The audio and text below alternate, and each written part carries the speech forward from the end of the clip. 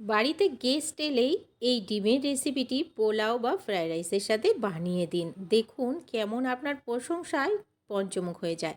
নমস্কার বন্ধুরা, নন্দিনী সিম্পল কুকের আরও একটি পর্বে আপনাদের সবাইকে জানাচ্ছি স্বাগত। তাহলে দেরি না করে চলুন দেখে নিই রেসিপিটি। আজকের এই রেসিপি তৈরি করার জন্য প্রথমে এদিকে ফ্রাইং প্যানে দিয়ে দিচ্ছি বেশ খানিকটা সাদা তেল। তেলটা একটু গরম হয়ে গেলে এই তেলে দিয়ে দিচ্ছি একদমই অল্প পরিমাণে লবণ। লবণটা দিয়ে একটু নাড়াচাড়া দিয়ে এবারে আমি এখানে দিয়ে দিচ্ছি কয়েকটা ডিম। ডিমগুলোকে আগে থেকে একটু চিড়ে রেখেছিলাম যেন ডিমগুলো ফাটে না, তার জন্য। এবারে ডিমগুলোকে একটু উল্টে পাল্টে লাল লাল করে ভেজে নিচ্ছি। ডিমগুলো যখন এরকম একটা কালার চলে আসবে নামিয়ে নেব।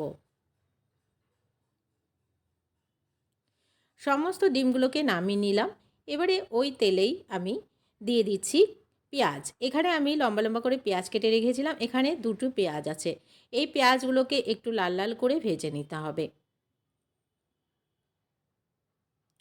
খুব সুন্দর একটা ব্রাউন কালার আসা পর্যন্ত পেঁয়াজটাকে একটু ভেজে নিচ্ছি। পেঁয়াজটাকে কিছুক্ষণ নাড়াচাড়া দিয়ে একটু কালার আসা পর্যন্ত ভেজে নিয়েছিলাম। এবারে আমি এই পেঁয়াজটাকে নামিয়ে নেব।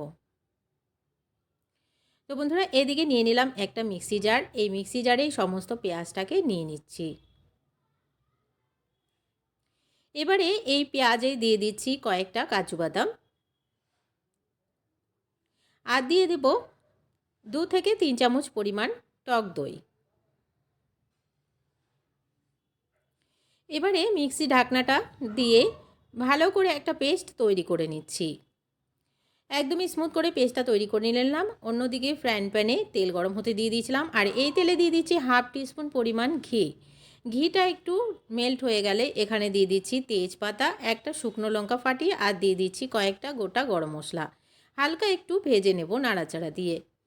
যখন দেখবে হালকা একটু নাড়াচাড়া দিয়ে ভাজা হয়ে গেছে, সুন্দর একটা গন্ধ আসছে, এই পর্যায়ে দিয়ে দিচ্ছি আদা রসুন কাঁচা লঙ্কা পেস্ট। পেস্টটা দিয়ে খুব ভালো করে একটু কষিয়ে নেব যতক্ষণ না পর্যন্ত আদা রসুন কাঁচা লঙ্কার একটা গন্ধ না চলে যায়। যখন একটু ভাজা ভাজা হয়ে যাবে এখানে দিয়ে দিচ্ছি যে পেস্টটা আমরা তৈরি করে রেখেছিলাম, সেই পেস্টটা দিয়ে খুব ভালো করে নাড়াচাড়া দিয়ে কিছুক্ষণ কষিয়ে নেব। আর বাটিটা ধুয়েই আমি এখানে একটুখানি জল দিয়ে দিয়েছিলাম যেন পুড়ে না যায়। খুব ভালো করে নাড়াচাড়া দিয়ে কিছুক্ষণ কষিয়ে নিতে হবে যতক্ষণ না পর্যন্ত তেল ছেড়ে দিচ্ছে মশলা থেকে। এই পর্যায়ে এখানে দিয়ে দেব হাফ টিস্পুন ধনে গুঁড়ো, হাফ টিস্পুন জিরা গুঁড়ো, আর হাফ টিস্পুন দিয়ে দিচ্ছি কাশ্মীরি লাল লঙ্কার গুঁড়ো, প্রয়োজন মতো দিয়ে দিচ্ছি লবণ, আর দিয়ে দিচ্ছি অল্প পরিমাণে চিনি। খুব ভালো করে নাড়াচাড়া দিয়ে কিছুক্ষণ একটু কষিয়ে নিতে হবে। যখন দেখবে মশলা থেকে এরকম তেল ছেড়ে দিচ্ছে, এখানে দিয়ে দিতে হবে পরিমাণ মতো জল। খুব ভালো করেই সমস্ত জিনিসগুলোকে একটু জলের সাথে নাড়িচাড়ি নিয়ে দিয়ে দিচ্ছি ডিমগুলো। ডিমগুলোকে দিয়ে আবারও খুব ভালো করে একটু নাড়িচাড়ি দিয়ে ফুটিয়ে নিতে হবে কিছুক্ষণের জন্য। যখন দেখবে ফুটে উঠবে দিয়ে দিতে হবে গরম মশলা, আর দিয়ে দিচ্ছি হাফ টিস্পুন মতো কেওড়া জল।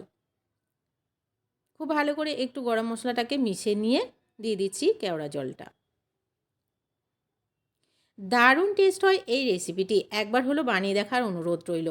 যে কোনো ভাত রুটি পোলাও ফ্রায়েড রাইস যে কোনো কিছুর সাথে কিন্তু খেতে দারুণ টেস্ট হয়। আজকের রেসিপি ভালো লাগলে লাইক শেয়ার করে দেওয়ার অনুরোধ রইল। নতুন বন্ধু চ্যানেলে নতুন এসে থাকলে চ্যানেলটিকে সাবস্ক্রাইব করে পাশে থাকার অনুরোধ রইল। আজকের মতন এখানে শেষ করছি। সবাই ভালো থাকবে।